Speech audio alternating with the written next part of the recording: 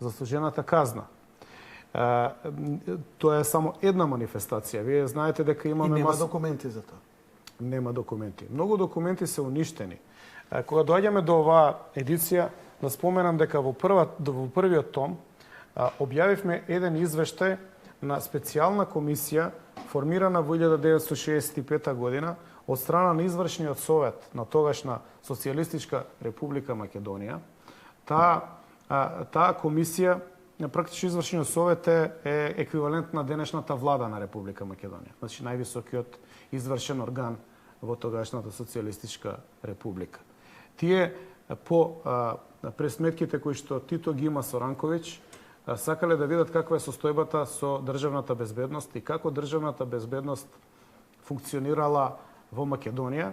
Затоа се формира меѓуресорски орган, представници од тогашната влада, пратеници и видни личности. И таа комисија изготвила еден мощно значаен извештај. Зошто велам значаен? Затоа што ако од денешна перспектива изготви владата еден таков извештај, тој ќе биде нападнат од опозицијата дека е партиски извештај.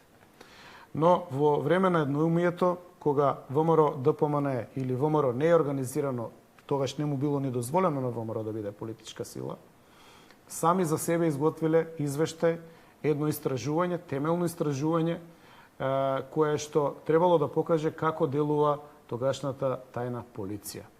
И дошле до мощни зачудувачки резултати. Дознале дека во 65-та година имало најмалку 137.000 досиеа во Републиката, отворени и водени за личности, од кои некои од досиеата биле активни повеќе од 20 години. Што значи од 45-та до 65-та луѓето биле водени. Ако земеме дека Македонија имала тогаш околу 1,5 милион жители, доаѓаме до фрапантна бројка дека околу 10% од населението било водено во досиеа. Таму се заклучени и установени и потврдени значајни прекршувања на човековите права, значајно навлегување на тајната полиција во целиот општествен живот и практично тоа е за нас аргумент, за мене аргумент, кој што не може да го оспори никој, бидејќи сега е веќе историски аргумент. Извештајот е 50 години стар. Пардон. Што значи тоа дека е 50 години стар? Веќе не подлежи на државна тајна? Не само што не подлежи на државна тајна, тој ни тогаш не е класифициран, но е произведен од тогашниот систем за самиот систем. И не може да биде оспорен од нас, од денешните политичари. Морам да те прекинам. Задржи се малку на тие 10%. Да. Тоа е фрапантна бројка. 10% од популација да биде следена. Точно. Под кој сомнеш? Секаков сомнеш. Зошто УДБА работи против тоа? Што е проблемот со Македонија? Зошто УДБА толку силно и интензивно работи во Македонија? Исто зато нешто слично како 12.000 или не знам колку жандарми или половината од жандармите во кралството СХС. Оваа територија, оваа држава, луѓето овдека имале поинакви соништа. Тие ја гледале Република Македонија во сосема поинакво светло. Меѓу другото, мора признаеме дека и вториот том Информбюро имало пресметка и во левицата, дали си за Тито или за Сталин, ако си за Сталин одиш на Голи оток. Тоа е друга приказна. Досиеата од Голи оток се уништени. Ние имаме над 1000 луѓе македонци кои што биле на Голи оток. Не постои ни едно досие во Македонија. Хрватите ги објавија списоците. Списоците се објавени и јас ги лоцирав досиеата и можам да ви кажам дека иако се уништени во Македонија, јас ќе ги донесам во Македонија. Кој ги уништил и кога? Не се знае. Не се знае. Вие знаете тој криминал да се уништуваат досиеа. Се едно дали било исправно, неисправно. Значи, уништување на уништена историја. Покривање на злосторството. Ама уште повеќе ова тогаш мотивира човек да се заинтересира, бидејќи се работи за дедоми, се работи за дедоти, се работи за наши блиски. Сакам да ја знам вистината. Апсолутно. Океј, поминало време, ама сакам да ја знам вистината. Што се случило? Еве ќе кажам само фрагмент што е надвор од оваа едиција. Јас прегледав 35 досија од Голи оток во Загреб. Основното што на нас ни го кажуваат за Голи оток е дека бил пресметката на Информбиро. Меѓутоа јас најдов со информбировците од Македонија. Меѓутоа јас најдов досиеа на македонци таму кои што се пратени под контекст дека се джепчи, значи кратци. Сега постојат две варијанти. Или на вистина биле кратци, или се фалсификат досиеата колку луѓето да се испратат таму. Джепчија да го праќаш на Голи оток. А втора работа, најдов и под шифрата ВМ. ВМ во тоа време значи Ванчо Михајлов или ВМРО. Или Ванчо Михајлов и ВМРО. Тоа е она најлошата работа што можело да му се случи на човек. Што докажува дека не само информбировците биле праќени таму, но е искористен тој затвор за големи репресалии против сите неистомисленици. Од Панко Бешмаров. Некој ги, да, тој и починал за жал таму и тоа многу брзо како е пратен таму. За жал тие досија се уништени, веројатно тој што ги уништил имал намера да преминат во заборав и тој злостор да остане неказнет. Ама, јас ги најдов. Еве, веќе филм се сними, Златната петорка во четврток е премиера за екзекуцијата на струмичките студенти, а прашање е тогаш на време кој ќе се зафати и ќе го сними Скопско кале филмот. Да, не само кале. Нема бегање од тоа. Не само кале. Знаете што? Постојат масовни ликвидации на повеќе места, не се истражени. Прво што мораме да донесеме после изборите е закон за достоен закоп. Мора да ги обележиме тие места, мора да се подигнат паметници, мора да се знае дека таму постојат жртви на еден систем. Мора да се почнат истраги. Тие истраги мора да докажат кој и зошто го направил тоа.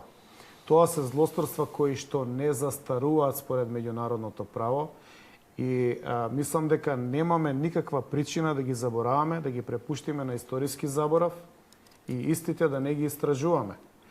Не велам дека треба да се казнуваат луѓето, веројатно екзекуторите одамна се веќе покојни, меѓутоа историјата мора да знае за што се работело и како тие луѓе биле ликвидирани.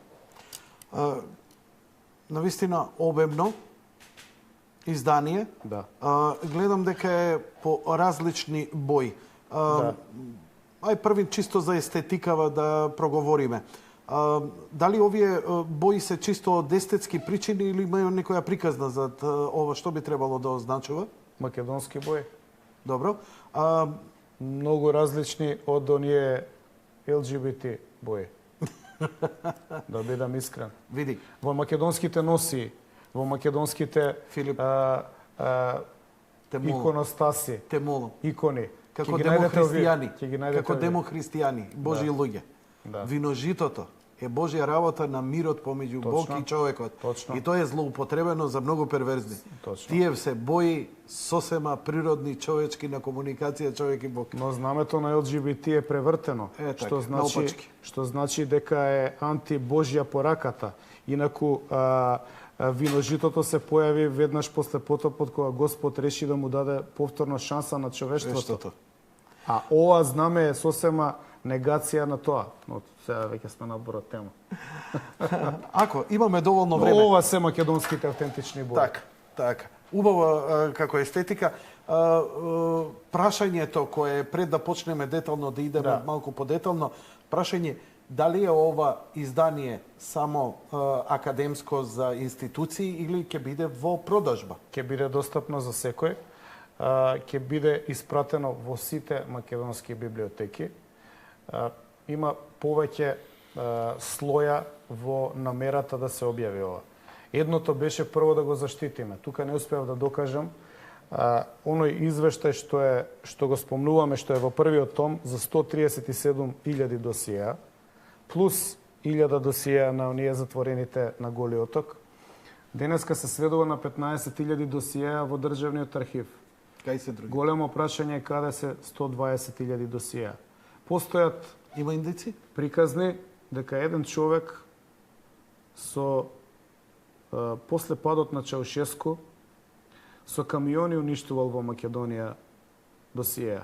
Кој им станало јасно што се случило. Да, јас мислам дека наскоро ќе можеме да го обелодениме и неговото име. Но 120.000 досиеа недостасуваат. Тоа не е хартија. Тоа се човечки судбини, уништени животи, уништени семејства. Ние имаме примери на луѓе кои што биле во затвор, кои што емигрирале, затоа имаме и том за емиграцијата, кои што после емиграцијата по бел свет, по Западна Европа, не знам каде, се враќале во Бугарија, не можеле да се вратат во Македонија. Тоа се човечки судбини кои што некој сакал да бидат заборавени. Затоа јас сакам и доаѓам кај тебе, затоа што знам дека има голема публика која што е сосредоточена на овој проблем, да ја поканам целата македонска јавност, наследниците на луѓето кои што имаат досиеа, бидејќи добар дел од луѓето и се починати, нивните синови, нивните ќерки, нивните внуци, ако имаат внуци, затоа што има тука и постари случаеви, и 45-та година, сакам да ги поканам да дојде да ми донесе документација. Како што минатиот пат рековме за илинденските сведоштва. Имаше одзив, така? Да, има голем одзив, но има одзив и за ова. Но сакам да ги поканам да направат напор да ми донесат документи ако имаат.